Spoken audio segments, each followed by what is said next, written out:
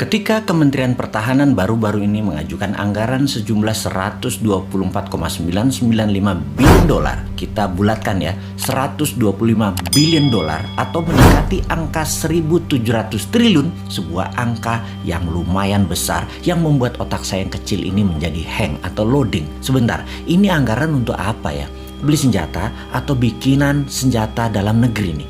Grand plan pertahanan negara arahnya bedil-bedilan atau model Tiongkok, menaklukkan negara lain tanpa bedil, pakai smart dan soft power, bukan hard power. Kita semua tahu hard power itu old mind, kuno, harus dikombinasi dengan soft dan smart power, model Tiongkok lah.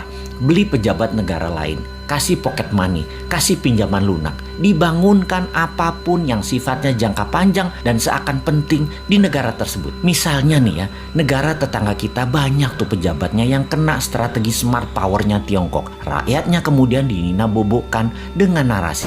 Dan untuk negara kita yang pejabatnya NKRI garis lucu semua, hanya ketawain negara tetangga itu. Seru ngelihatnya. Bener deh, kasihan anak cucu negara tetangga itu nantinya ketika tidak ada narasi yang bisa dibangun untuk bisa menahan kebenaran kelak. Kembali ke anggaran maha besar. Ketika kita mengetahui bahwa anggaran militer itu ternyata pakai hutangan, ini membuat lemes generasi new mind. Lah nanti yang bayar siapa? Ini multi years loh nyicil hutangannya. Bener deh, ini harus dipertanyakan bukan hanya Qovadis Departemen Pertahanan, juga pertanyakan mau bangun militer 1.700 triliun dengan ngutang segede APBN Indonesia dalam 1 tahun itu, kita baliknya dapat apa? Sekarang aja utangnya sudah 6.500 triliun, ditambah BUMN yang minusnya banyak, PLN minus, KAI minus, Garuda minus, serta banyak lagi yang angkanya bikin gemeter new mind. Kalau old mind sih nggak gemeter, karena memang mindsetnya bisanya ngutang. Biasa itu ngutang bagi mereka.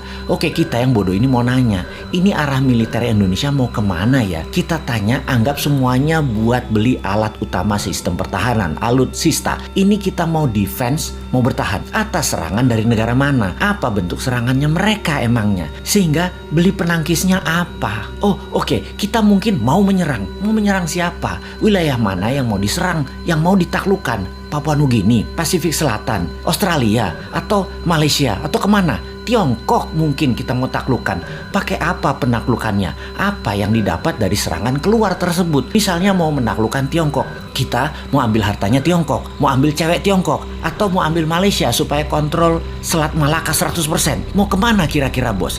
Apa kita mau perang biologi? Jadi bukan beli senjata berat, tapi bangun senjata biologi buat virus baru. Kalau nggak makan gudeg, pada mati. Virus ini kita akan sebar ke seluruh dunia. Kita buat orang panas dingin, sesak nafas. Tapi begitu makan gudeg, sembuh. Kita siapkan gudegnya. Agen-agen di seluruh dunia, negaranya kita kendalikan. BPOM di negara lain kita mainkan agar gudeg lulus BPOM mereka. Dan makanan lain yang mirip-mirip gudeg gak dapat izin BPOM di negara lain tersebut. Kemudian kita sebar lagi virus lainnya lagi, yang obat penangkalnya rawon.